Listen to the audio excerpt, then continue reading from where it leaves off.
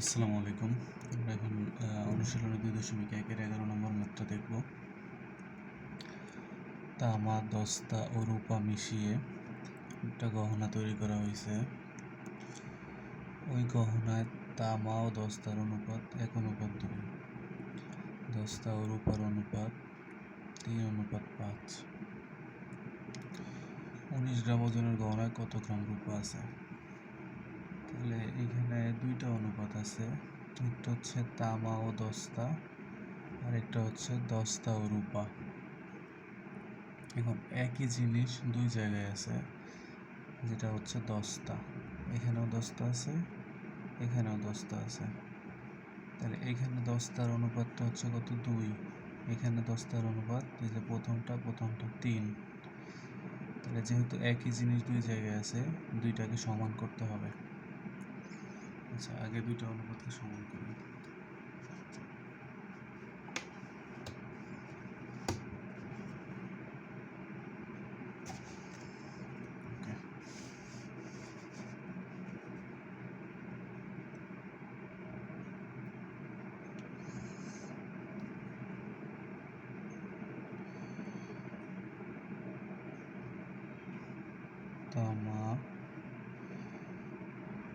তামা অনুপাত দস্তা।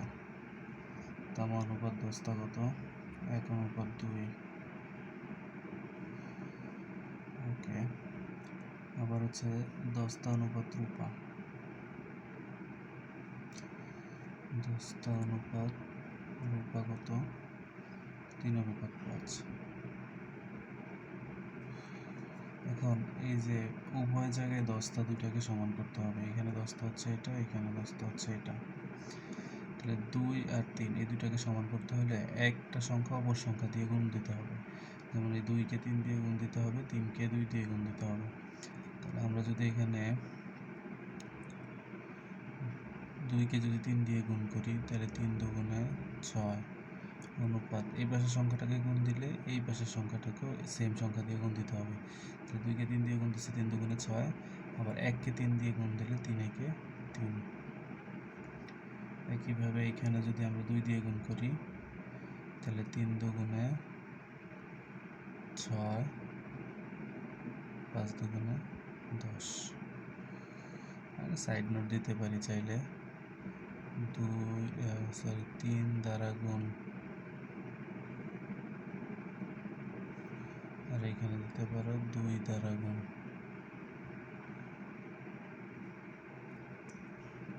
ওকে। এবার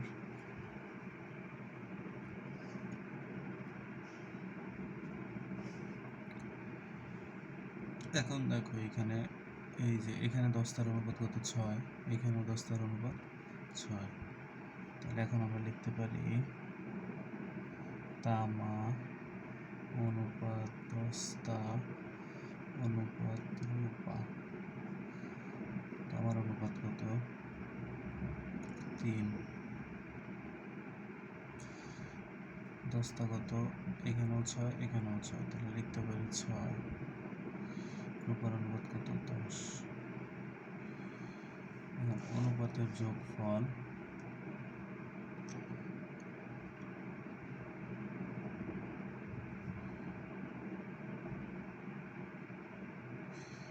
3 যোগ 6 যোগ 10 সমান কত? 19। এখন তোমার কাছে জানতে চাইছে হচ্ছে রূপার পরিমাণ কত। 19 গ্রাম ওজনের একটা গয়নায় রূপার পরিমাণ কত? তাই রূপার অনুপাত কোনটা? রূপার অনুপাত হচ্ছে 10। টোটাল অনুপাতের যোগফল 19। তার মানে 19 গ্রাম গহনাকে 19টা ভাগ করতে হবে, সেখান থেকে 10টা ভাগ রূপা পাবে।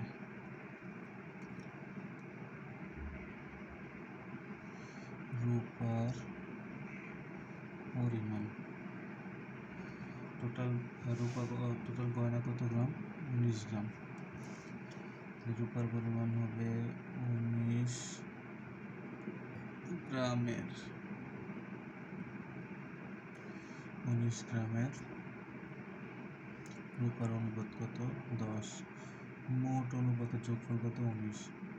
তাহলে 19 গ্রামের 19 ভাগের 10 ভাগ পাবে রূপা।